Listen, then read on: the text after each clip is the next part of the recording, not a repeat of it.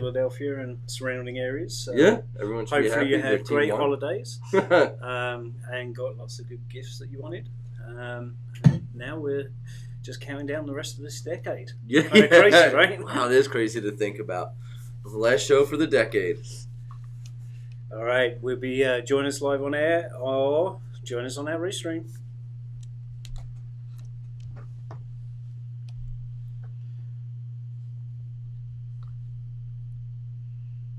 There in Philadelphia and surrounding areas. So Yeah, everyone should be hopefully happy. you had great holidays and got lots of gifts that you wanted. Now we're just counting down the rest of this decade. Kind of crazy, right?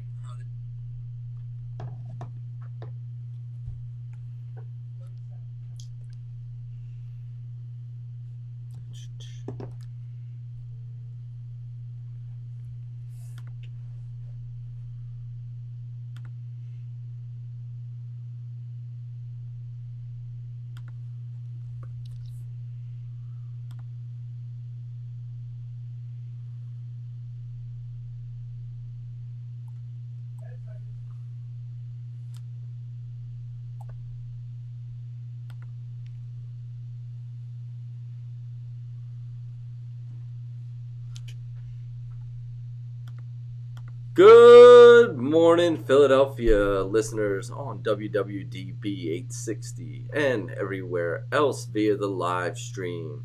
I'm Kevin O'Brien. I'm with Wayne Middleton, and this is the SMB Acceleration Show. Remember, if you miss anything this morning on the radio broadcast or live stream, you can catch the podcast on our website, smbAcceleration.com, or anywhere podcasts are found. We have a great show ahead today. We're going to be building on last week's show on using social media to transform your business in 2020. And we also are going to do a quick review of a small business website. We're 50-50 on whether we're going to have a guest with us today. I think the weather might be holding them up a little bit. But one thing I do want to touch on is we're going to have a really important guest next week. And Wendy Saltzman's going to be with us next week. You probably know Wendy from her time at Channel 6 setting up their investigative bureau. Wendy's also spent 23 years in broadcasting, including winning 3 Emmys. So she's going to come on next week and get everyone ready to crush 2020 with video marketing. Wayne, how's it going this morning? It's going well. I'm really looking forward to having Wendy on the show next week. It's going to be awesome. And as we said, hopefully with our small business owner, his name is Richard Bosler. He should be joining us. If not, we understand. It is that time of year. And basically what we do is just look at his website, give him a bit of an audit online, and maybe have him as a guest next time. Yeah, absolutely. I look forward to it. And you know what? If anybody else is interested in having their website audited, it's definitely let us know, and you don't even have to join us on air. We're happy to take a look at it. If you're busy, we can still always do the review, and you can listen in via the podcast to get the feedback. Yeah, as we said a few times on the show, time is money, so we can't really ask you to take too much time out of your day, but if you do, you get a much better experience. If not, we're happy to do an audit for you or make some recommendations if you want us to look at your marketing efforts. So don't be afraid. Email us at smbacceleration@gmail.com. Excellent. So I have to ask Wayne, how was 76? It was a delight this morning. Really? There was no traffic. I love the holiday season. I guess everyone's been closed and are enjoying their time off, where unfortunately the rest of us all have to come in and do some work. So it's a bonus when you're travelling in. I think the only dodgy part was really getting on 476 and the traffic. With the trucks going past and all the spray, I was blind at several points on that road. But it was good fun. Well, at least you're not sitting in, traffic that's not moving. So it's true. Yeah, I'll take that any day. And at least I don't have to listen in and suddenly run into the thing and apologise for being late. So, it's a win-win all round. Oh, excellent. So, let's see. Let's talk some small business news. Let's see. End of the decade news. This is monumental right now. It's really funny. I didn't even think about it until you just said it. Yeah. That it was the end of the decade. End of the decade. Wow, I'm really behind. Yeah, well, it happens. We're only a couple. I better get busy with all the things I plan to do this decade, huh? Yeah, definitely. I mean, okay, so let's... Jeez. A slight aside of the decade thing. You can guess I'm excited about it. But, some of the things that have been happening, machine learning.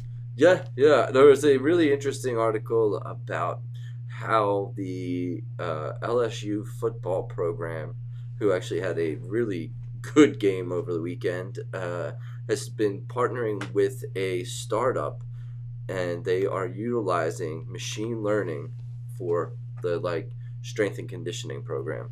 Oh, interesting. Yeah, I thought it was a really, potential applications for technology is kind of crazy. Sometimes when I'm don't even think of all the, potential uses and possibilities, and it basically the article kind of explained that it's all about. I thought it was interesting because we always try and talk about the velocity of your marketing, and there was kind of the same thing, was that to build up the velocity of training, and they look at power as how fast you do something, and then use that as kind of the amount of work per time, obviously a scientific application to all the energies being exerted by each person. And from what it looks like, it tracks the people throughout the weight room, where they're at, how long they're in each thing. And that's cool. Yeah, I mean, if you think about it, why couldn't we learn from that data? We learn from data around us every single day in one form or another. The application towards sports and health and diet and performance makes sense. I mean, it makes me think of Moneyball, the movie, where they used data to pick the team that could effectively win, even though they weren't the best players in the world. So yeah, why not? It makes sense. It is really it blows your mind just how something like AI or machine learning can really revolutionize many different aspects of life. Yeah, no, absolutely. The potential applications are amazing, and I had talked to a small business owner before who'd have it. I'm not going to even suggest because I don't know enough about machine learning, but this gentleman had 20 years of database information he had been saving that he put in, manually entered every day. Wow. Things like the weather and number of calls they took and all this data. And to his point at the time, it had become basically cumbersome, trying to maintain it. He was looking to kind of bring it into end of the decade, I guess, technology. But so the thing we always found interesting was what are the potential applications for this? As we always hear the value is in the data. For somebody like that, it could be invaluable if you knew what to do with it. Yeah, I mean, having all, and we've talked about this on the show, having all the data in the world, unless you know what you're looking at and what you're looking for, more importantly, how much help does it give you?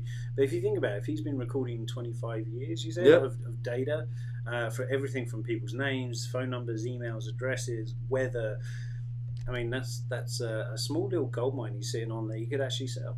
Yeah, I'm sure. Basically. That was the thing. I think that I had once taken a kind of a course through the Philly Startup Leaders, which is a group of tech-based entrepreneurs who do different seminars and training and stuff. We should get them on the show.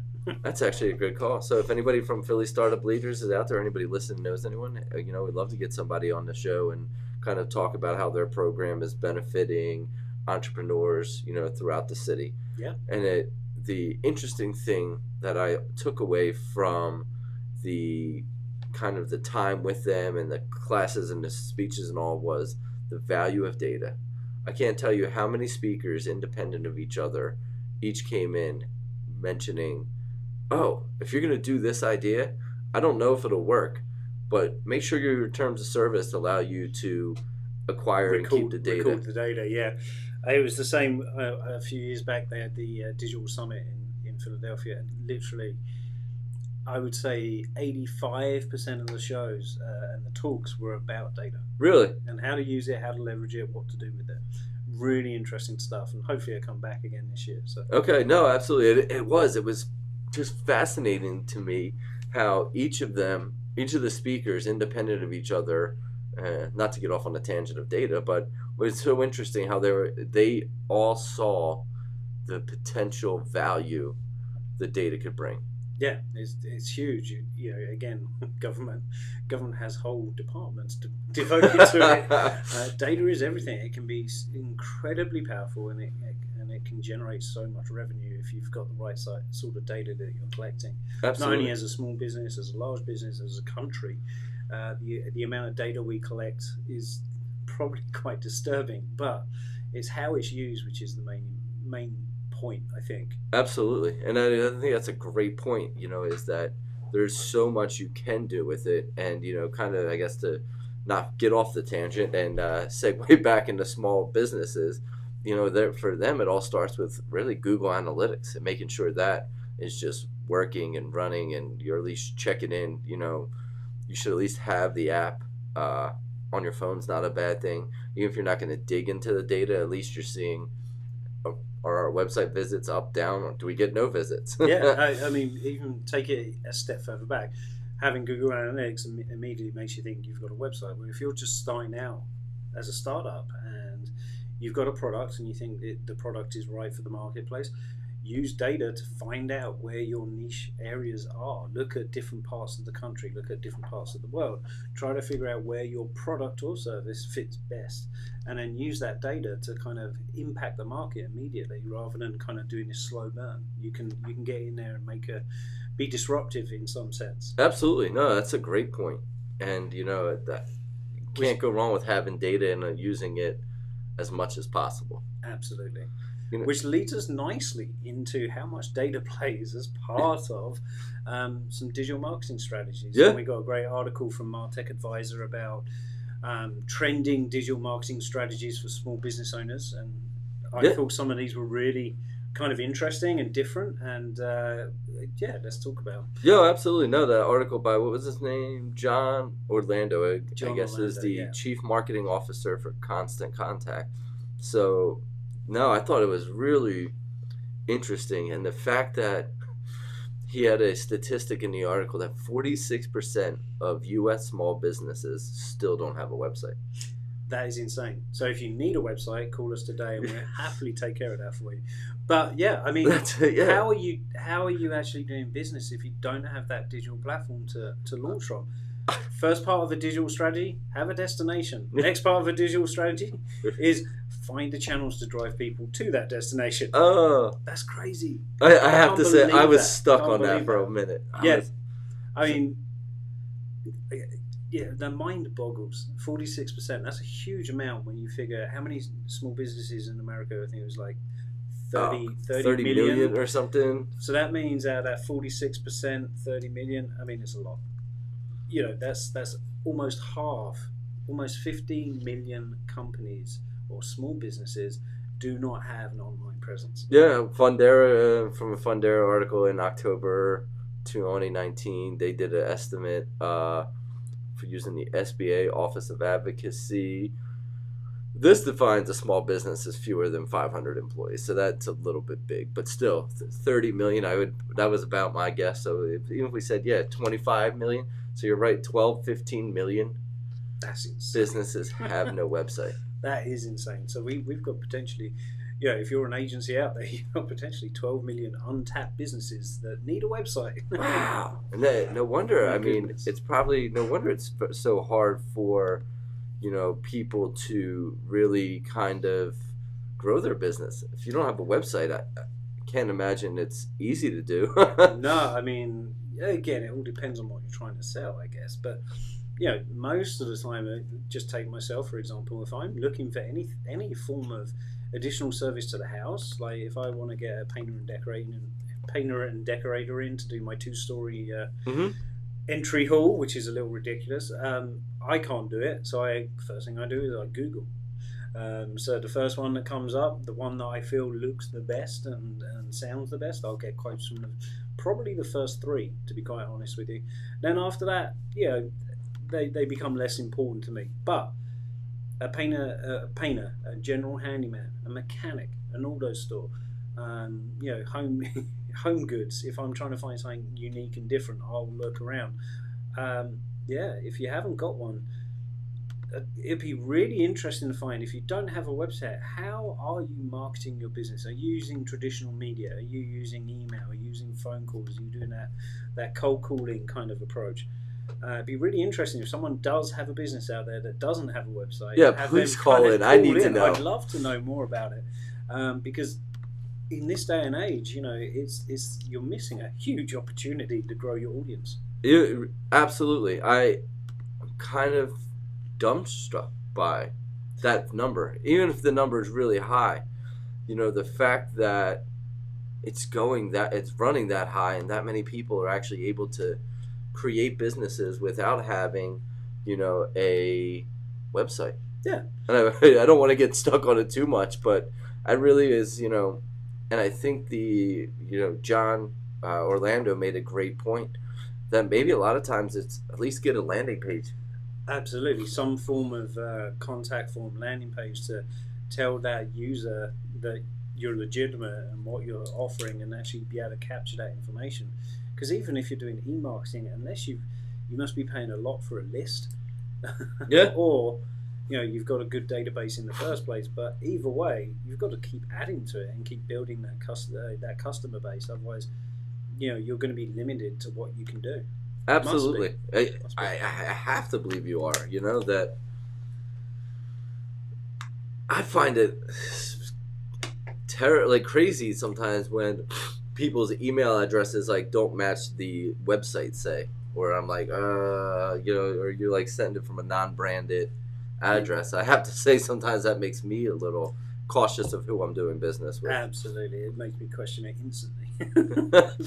I'm just too paranoid. I mean, it's very rare on a show that I see Kevin speechless. The only other time I can think of is when he brought up how great Facebook was, and I just went crickets. But that was one thing. Also included in this, it was a great article, and I would encourage everyone to look at it. So it's on martechadvisor.com. Go and have a read of it. I'm still kind of reading from it a little bit, and I think it's well worth a read, because I'm just fascinated. If you're not doing the website, and maybe I'm too digital at this point, but if you're not on the website, what are you doing? How are you marketing your business? Maybe it's purely Instagram. How much of this is really Shopify? How much could be Shopify stores that are not necessarily a traditional website? It'd be interesting. Another good article this week was that we read was from Jill Coacher Brown. Oh yeah, the 5 obstacles to SEO.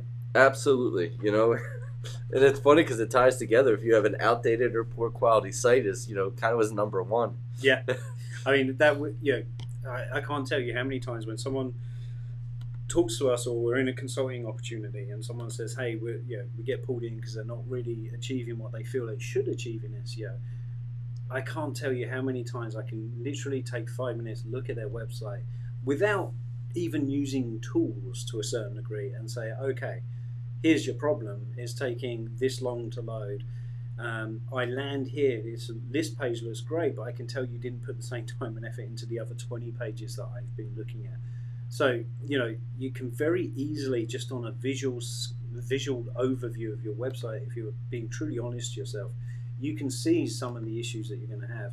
Once you tie that, again, to the importance of data, if you tie that to your GA, you start looking at your Google Analytics, it'll tell you even more, that performance is key. It really is. And, I guess that we should. I wonder if we should even pick on the people that have outdated or slow websites, considering that 46% have none. None. Yeah, for those of you that have a website, even if it's a little site, good job, everyone. I mean, low quality sites are not just about the speed and the performance, though. I mean, it's really worth overlooking your website from an editorial point of view. Absolutely. Making sure that your story is seamless, making sure that grammar is used correctly. Look for those typos, because we're only human, it happens. The good thing is to catch it, fix it, and move forward. The other things to look for, just off the top of my head, just quick tips, broken images, broken links. All of these things will make your page score lower in the rankings. So you want to make sure that everything's performing to its optimal, which is why me and Kevin here highly recommend GA. We also recommend, in order to maintain and manage your backlinks and make sure that they're working effectively and doing the best for you, we recommend SEMrush as well. There is a free part of that tool. You can pay for it too. It's a very powerful tool. It gives you a lot of help around keywords as well. It looks at your paid media as well as everything else that you would need to do. You can fix so much of this stuff on your own. Honestly, typos you can fix, broken links, it's just a matter of relinking that image potentially. If you've got and I came across this the other week. If you've got a static HTML website, which are they still exist, that's probably going to be the most likely suspect for why an image is broken. Is the HTML is not written cleanly. If you're not comfortable with HTML, we would highly recommend getting onto a platform that's easy to use. We've got videos on our YouTube channel and on our website that talk about the different platforms to look for, Wix and Squarespace, and even WordPress is a more advanced backend situation. If you've got a static website with static HTML, you're going to run into a few more difficulties. They are technically, from an SEO point of view, they tend to work just fine. But they're hard to maintain and keep up to date, especially with the way things are changing so rapidly. No, absolutely. That could be end of the decade tip. Yeah. If your website's in static HTML, fix it. Get it on a platform and get it on there soon. Absolutely. It's that lady Jill mentioned in her article. Tempting to improve organic rating or rankings with an outdated or inferior site is like pouring water into a sieve. It's kind of a good point. I mean, you can only do so much, especially because Google's now taken so much of like people's behaviors on your website into play that if your site is that old and outdated and kind of wonky to use, people aren't going to spend time on it. So Google's not going to give you that benefit of, the extra juice because people are like finding value in your site. Yeah, I agree. I think, again, don't focus on your SEO because 9 times out of 10, that's not really the issue. It could be just that your website's out of date, it's not performing well, and it's got these, misspellings and everything else in it. So look there first, and then start to look at SEO, because that's the only way you're going to truly effectively make a website that works for you. Absolutely. So we're going to take a quick break, but before we do, remember, if you missed anything this morning on the radio broadcast or the live stream, you can find the podcast on our website, SMBAcceleration.com, or anywhere podcasts are found. Remember, you can find the live stream recording on YouTube. When we come back, we're going to be talking LinkedIn, Twitter, and as a follow-up kind of to last week, social media strategies for the coming decade. Awesome. All right. Change the show on the fly. Live stream viewers, this is strategies for the decade. So we're just I can't believe that. That's a ridiculous amount of website. It really companies is. Without websites. Man, in this, I'm speechless.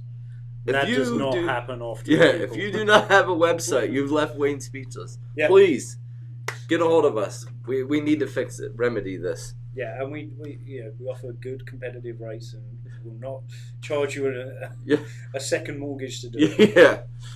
In fact, if we feel that sorry for you, we may even be tempted to give you a pro bono website. Yes. If you give away free beer, we may take that into consideration too. Yeah, we can get paid in beer. Yeah. If you're a brewery, keep that in mind. Man. So unfortunately, it looks like our guest won't be joining us today for those folks on live stream. Doing what? Our guest won't be joining us. So we'll hopefully catch up with him another time and have him join us and give him give us his 10 cents on digital marketing. So we'll just do a review, I guess, after the next break? Yeah. Perfect.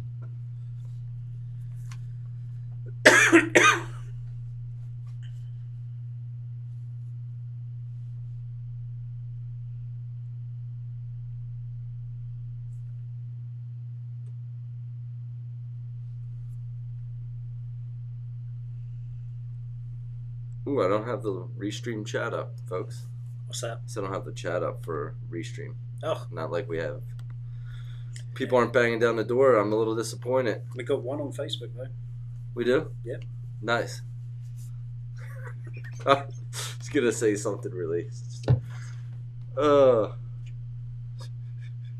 our Facebook visitor, thank you. Yes. Are you in the bathroom watching the live stream?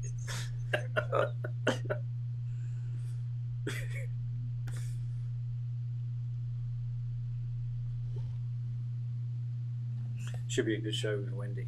Yes. Yeah. But I'm going to work on those questions today. I'll send them over to you so we can get them over to her.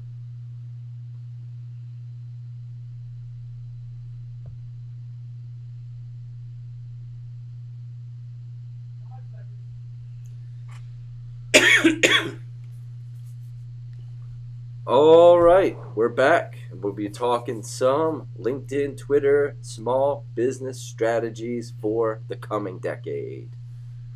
Awesome. So this is a little bit of a curveball, folks, because our guest unfortunately couldn't make it in today. So we'll catch up with Kevin next time. Catch up with Richard next time.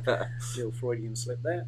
So let's get into it. I mean, we left off talking about Facebook and Instagram, and yes, I have to admit it's still the number one.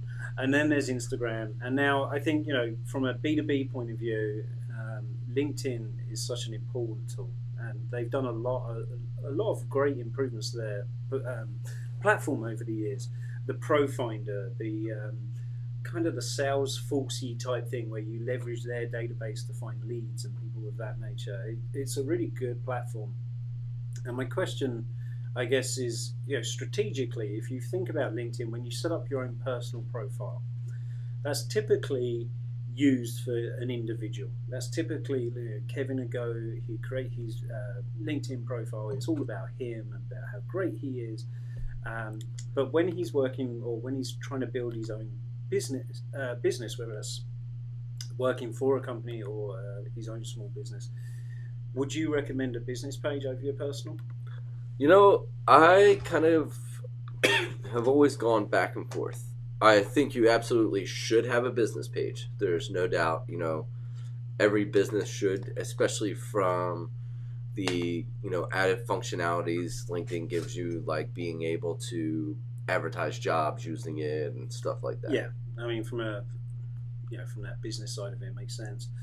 The hard challenge with a business page, quite honestly, is driving people to it. Yeah. Because most of the time there's a personal relationship, which is why they connect with you through your personal page. They don't necessarily always connect with you on your business page. So, no, I agree. I think that is one of the really tough things of LinkedIn is growing a business page. And I think in order to do it effectively, whereas you're not having someone just spend full time of their day trying to grow your LinkedIn page, is to kind of queue up your post and all through it, and make sure people in your company are sharing them and are sharing the page themselves.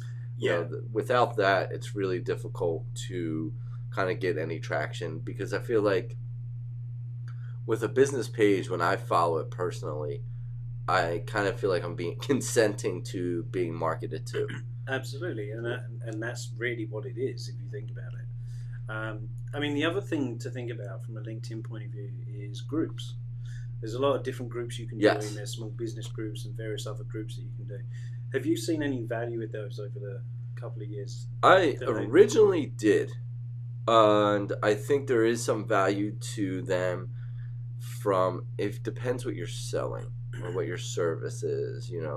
If you're the owner of an agency or something like that, sure, there probably is some value to building a small business group. If you're selling software to a niche, I know there's like a number of insurance focused ones which come would monitor or admin by a company selling software, so they have like a in-house, kind of like becomes like their de facto sales mechanism.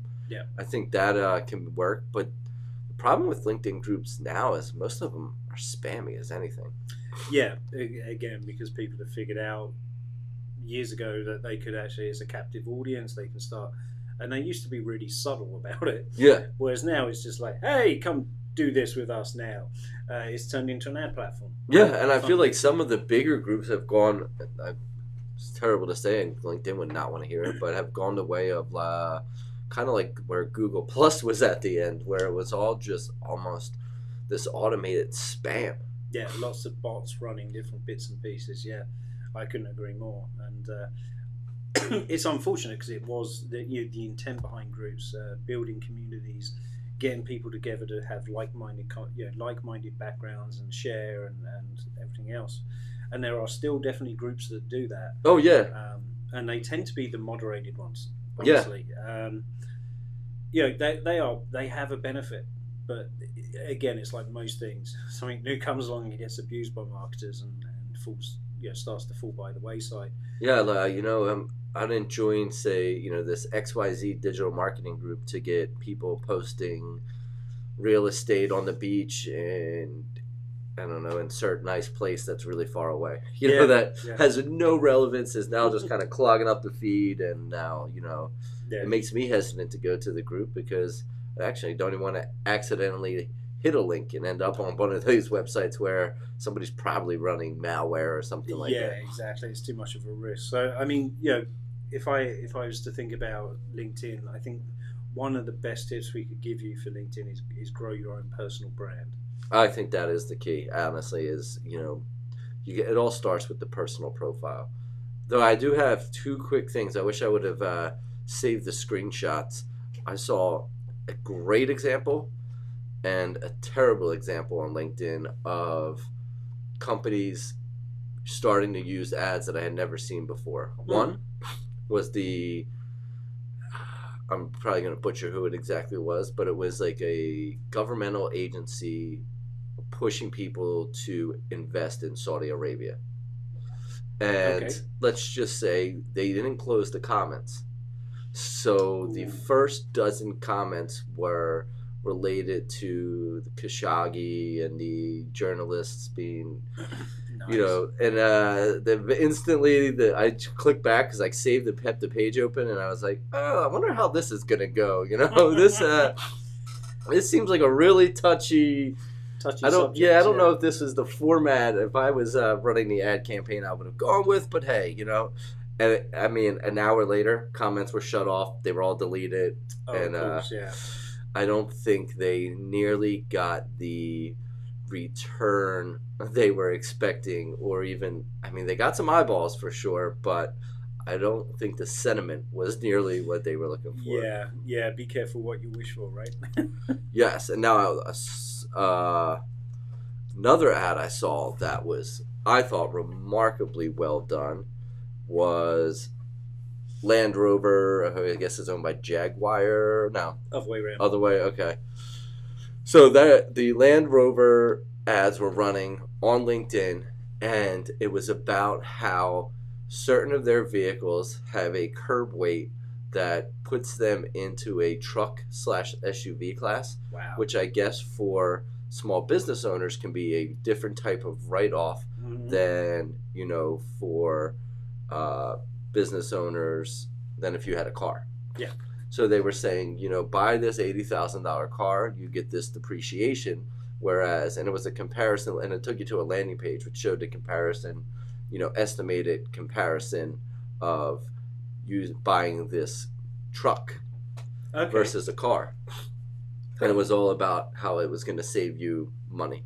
They weren't even pushing that, they're a luxury brand or anything like that. It was almost just implied that you already want a Land Rover, so here's why. That's kind of interesting. That's definitely a different way to do it. Yeah, I thought it was really, and they had like each model broken down into, I guess, if you're a CPA out there and you want to call in and tell us how it works, that would be great, because I don't want to butcher. I have enough trouble with figuring out my own, have somebody figure out my taxes. But exactly. It was interesting. It was, basically like, this model, the potential savings is this. This model, the potential savings is that. Wow, that's really cool. I thought it was a really smart angle and good way to kind of leverage LinkedIn for, the going after business owners and executives and C-level folks. So, I mean, not to hop on too much about LinkedIn, but what's a good strategy to building your personal profile? Because a lot of people make this their resume, which is, again, that's not a bad usage of LinkedIn in any way, shape, or form. But that's only good if you're looking for your career and trying to build up your career prospects. What about from a small business owner's point of view?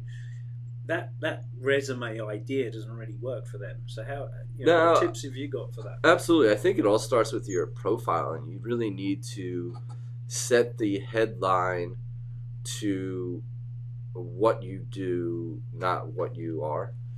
You know, right? I'm with you. Yeah. Well, mine right now is pretty simple, but I change it often. You know, right now it's just mine something like host of the SMB Acceleration show, director of marketing at NAI Emery Hill, and it's very kind of bleh. Bleh. Okay. You know? That's a technical term, folks. Technically, the Kevin's LinkedIn profile headline is bleh. But, you know, I at times, depending on what I'm doing or who I'm working with, or if I've been helping business owners try and grow on LinkedIn, I have done things such as, you know, small business owner who helps small business owners, I don't know, do X, Y, Z. You know, if you're in insurance, tell them what you do and what makes you different. Yeah, and I think another important fact that Kevin's raising there, which is, like most things, LinkedIn, it shouldn't be a set it and forget it type of thing. It should constantly be evolving and changing and updating. Whether that's as a resume piece, obviously you want to put your latest things in there around your skill sets and everything else. But from a small business point of view, you know, constantly tweak it, make those little adjustments and see if you get more traction. You know, maybe it's some keywords that you're not using that you should.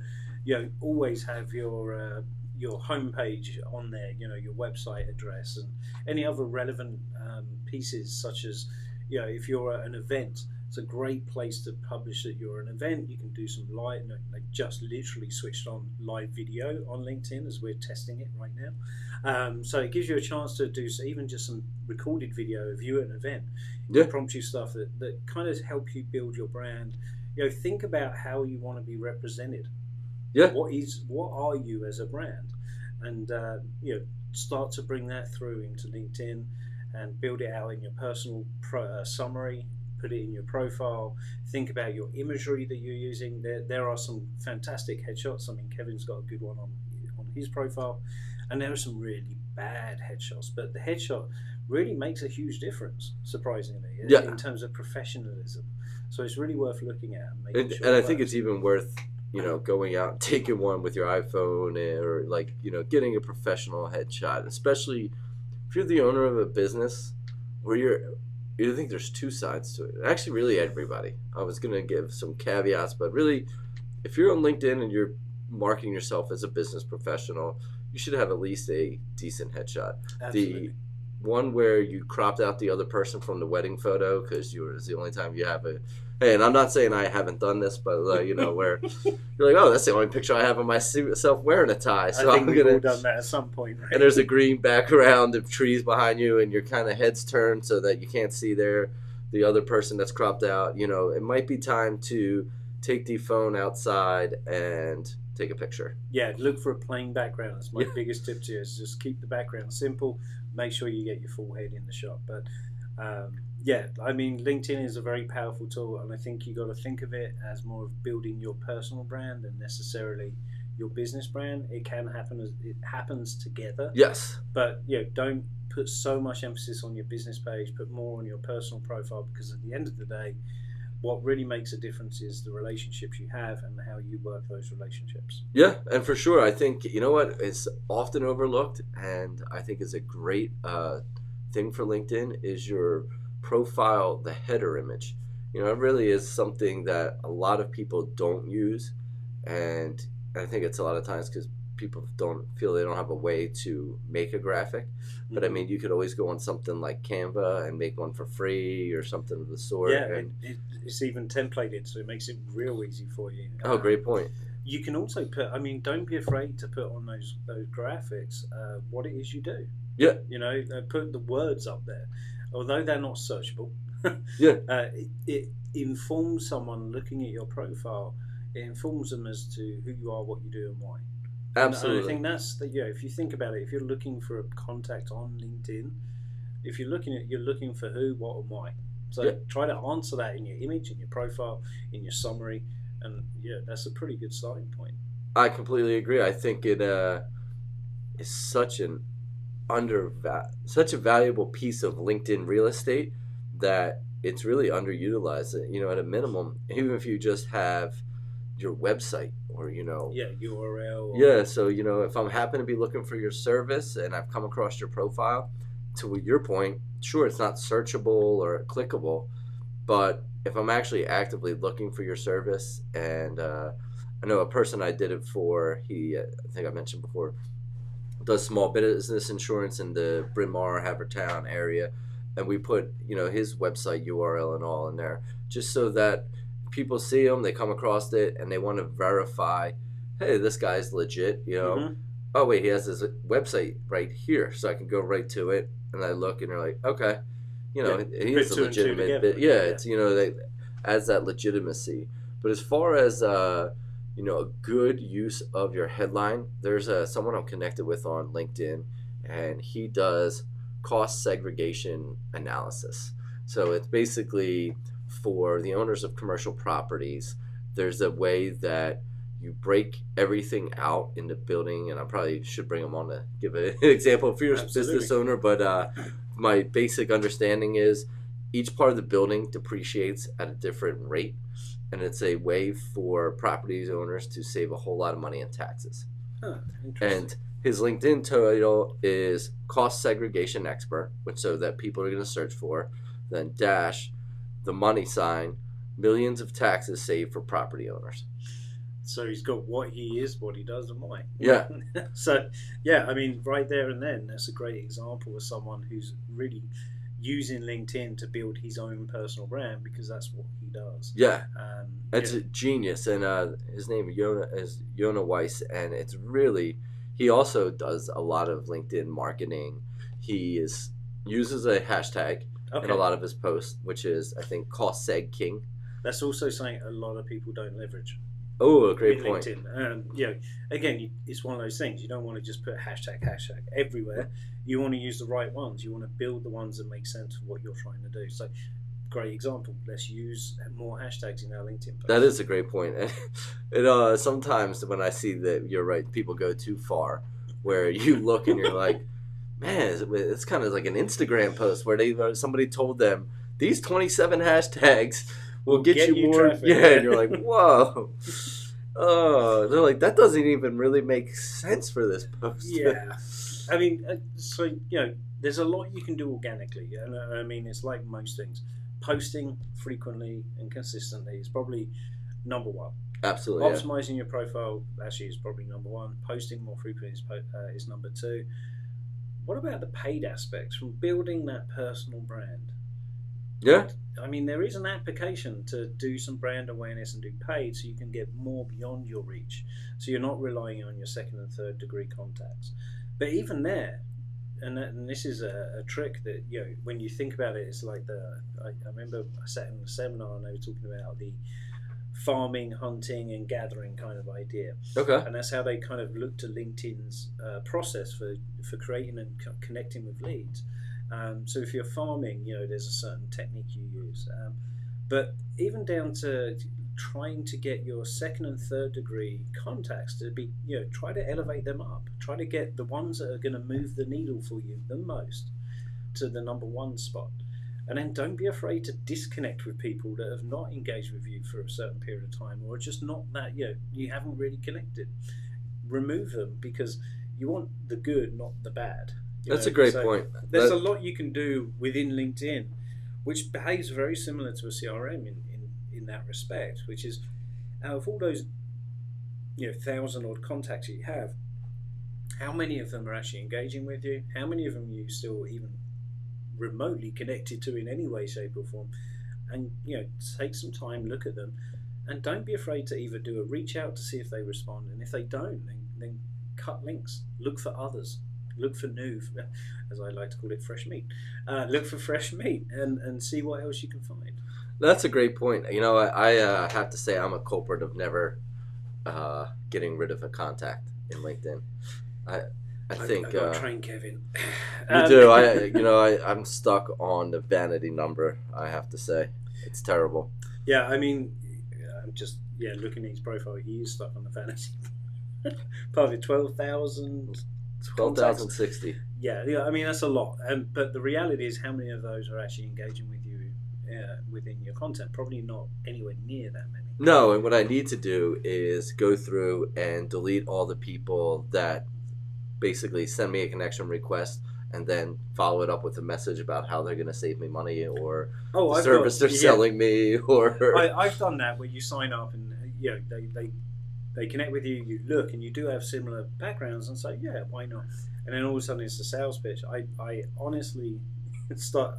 They're the ones that I kill every time, because until I'm ready to use the service that they are offering, and sometimes they're completely left field in terms of what they're trying to offer me, they're not going to help me in any way. So I get rid of them, get rid of the chaff, and focus on the wheat, and try to get those more engaged and more part of the conversation. Was that a winter wheat reference? Oh no, but it's a great point though. It is, it really can be such a valuable network. And I'll tell you, we've done definitely before. I've worked with the good, the bad, and the definitely probably against LinkedIn's terms of service. People who run a lot of the automated software for X, Y, and Z, do 500 connection requests a day for and I think what I found over time is that approach has very little value. You're better off spending an hour a day doing it yourself, or 35 minutes when here, 35 minutes there, and personalizing it, because what you're going to get out of it is just so much greater. Yeah, absolutely. I mean, it could be your number one sales database. Yeah, absolutely. And to be honest, it's probably the best database you'll ever get, because it's constantly updated, because it's managed by the individual. So, if their email goes out of date, assuming they are serious about doing business, they'll keep that stuff up to date. They'll have their personal in there that may or may not be visible, but you always have their business email and possibly a website that you can connect with them on, as well as a phone number in some instances. So it really does pay to focus in on the audience that you have in your connections, and try to be brutal. Like, if someone's not going to move the needle for you, move it. Remove them from your connections. Try to re-establish that relationship even.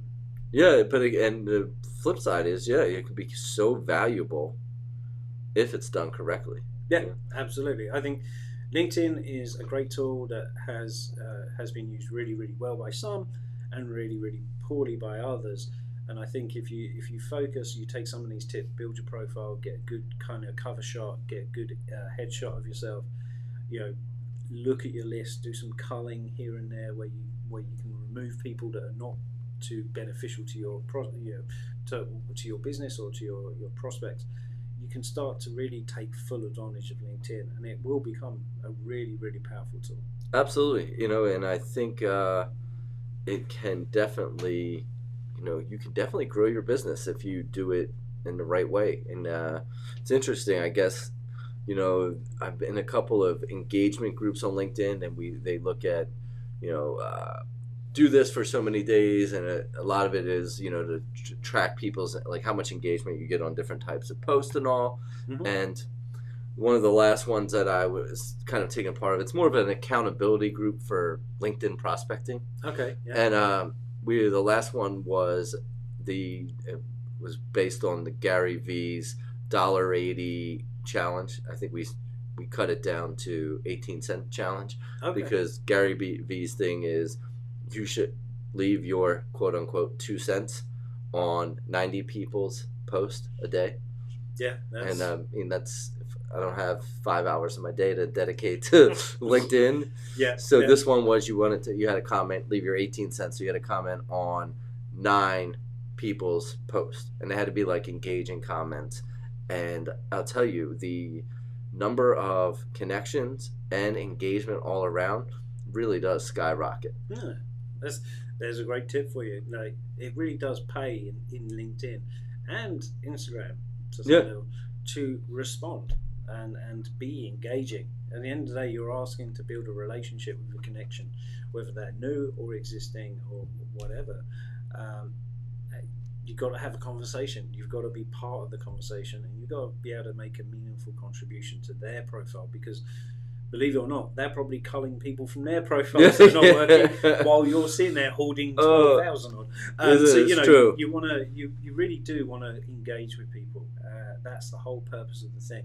You may not agree with everything that's on there, and that's fine to not agree with things as well as it is to agree with things. Absolutely. And I guess we could do like I knew we were going to talk Twitter, Snapchat, and all, and other social media, but I know we're running out of time, and we want to do that review of the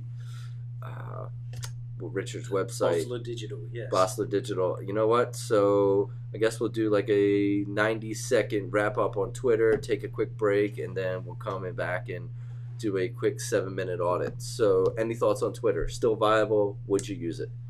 It is still viable. I think we're going to see less and less of it, maybe, from big business point of view, not necessarily from small.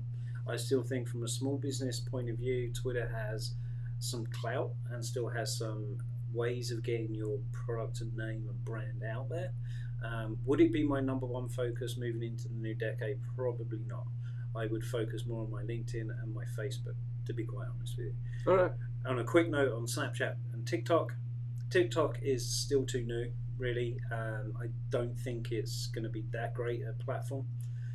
I could be shown to be very, very wrong. And then Snapchat, I just don't think anyone's really figured out, other than media, have really figured out how to leverage it to help build and grow your brand. There's not much else you can do with it. No, absolutely. And I will be one to say I sure haven't figured it out. But I think we need to dedicate a good segment of the show to a YouTuber in the future. Yeah, YouTube and maybe even some Twitter. But so, all right, we're going to take a quick break. But before we do, remember, if you miss any of this thing this morning on the broadcast or live stream, you can catch the podcast wherever podcasts are found. And when we come back, we're going to do a quick review, lightning round of Bosler Digital. Okay, not bad. Nah. Hopefully that was helpful for you guys on the live stream. Since we are a little close to 10 of, I took out the Levi real estate. Okay, perfect. So a little bit shorter. Sure, awesome. Perfect.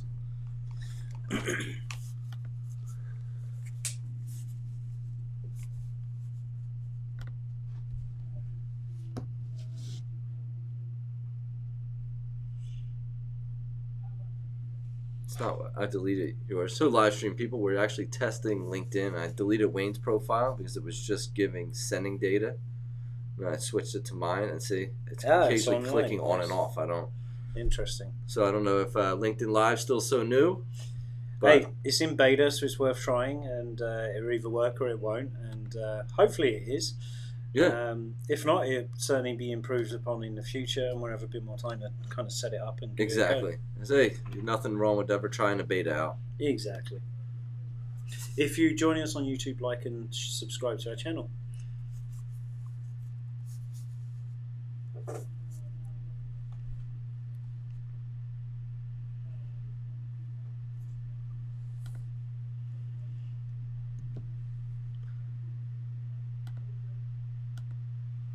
All right, this is gonna be the lightning round, huh? Mm-hmm. Super lightning, but we're just caveated by we have Richard on the show, and we're actually go into more detail. Excellent. All right, live stream. You're about to get the lightning round of Bosler Digital. If you're out there listening, check it out. Bosler, BOSLER.digital. All right, Philadelphia and worldwide, we're back. We've been talking some LinkedIn marketing, but now we're going to do a quick review of a small business website. Friend of Wayne's. Wayne, you want to give a little background on it real quick before we do a lightning round review? Sure. So it's called Bosler.digital. It's run by a former colleague of mine who's gone into business for himself. His name is Richard Bosler. He's based in Westchester, just outside of Philly. Excellent. Great person, very knowledgeable about digital marketing, social media, SEO, you name it, he can do it. He's also very good with marketing automation as well. And so he was going to join us on the show. He's not going to this today, unfortunately. So we're going to try to get him in another time because I'd really like to pick his brains about a few things. But beyond that, he asked us to kind of have a quick look at his website because he didn't feel it was performing as well as he could. So in a very quick fire round, we're looking at his website now is bosler.digital. What I can say is you know, he's got the necessary items. He's got his logo. He's got a good good phone number to get contacts on. He's also got a pretty good contact form. He has a video that's being hosted through YouTube that explains. It's an explainer video. It explains how he's different than anyone else who's doing a similar sort of business. My biggest bit of advice to Richard is there's two pieces really to helping his web experience.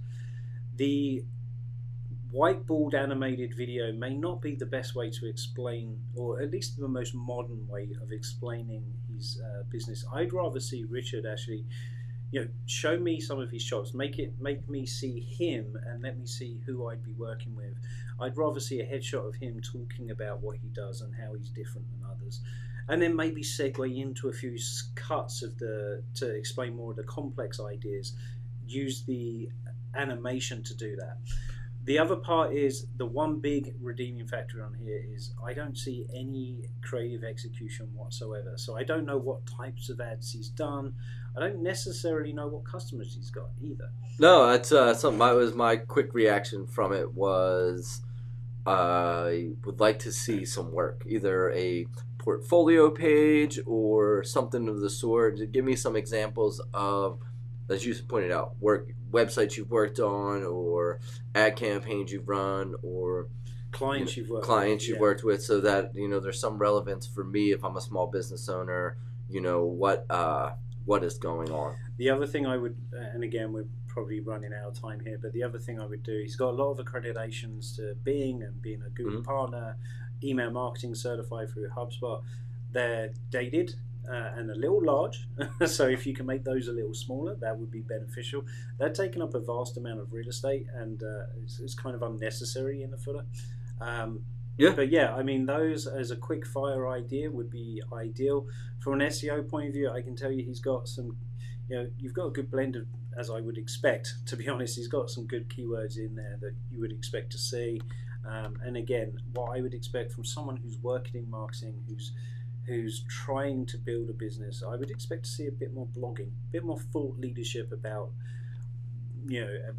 how to optimize for SEO, what to do with digital marketing, what channels he recommends, and things of that nature. Yeah, I mean, it would be a great place to have if you don't have the time to blog, have the video blogs, or just do vlogs. Blogs. It's a lot easier. It's definitely, I think that's missing. The homepage mentions a free evaluation. Probably not a bad thing to have an exit pop up or something, trying to capture emails or trying to lead to more people getting, this free evaluation. Yeah, so if you are looking for someone, and I can speak directly with him, I've worked with him, he's a great individual and very talented. Check out bosler.digital, and if he can help you with your SEO. And as always, you can always call us if you want some consulting or advice around how to market your small business. You can contact us at smbacceleration.com. Absolutely. No, it's the website's good. It's definitely one last thing I guess would be I would probably look at the page titles. I think his homepage maybe I would add like Westchester Marketing Services or something relevant nearby. Be more geolocated. But other than that, I mean, like you said, he checks all the boxes, and it's really about probably just getting more traffic to it. Yeah, maybe the blog would be a excellent, opportunity. Yeah, and whether that's a blog or vlog or videos, whatever it is, that will help accelerate your rankings and get you higher up on that Google page for sure. Absolutely. No, and we look forward to having him on as a guest, in the coming weeks. For everybody, just a real quick reminder, be sure to tune in next Monday. Wendy Saltzman's going to be with us. Wendy's bringing her over, 30 years of being on camera, and is really going to get you ready to kind of take video into the new decade. So we had a good look at social media strategies, some talk about the news, and the last show for the decade, Wayne. Yeah, it's amazing. What a decade it has been. Here's to the next one. Thanks to Dan. Everybody have a good day. Enjoy this rain. Thanks.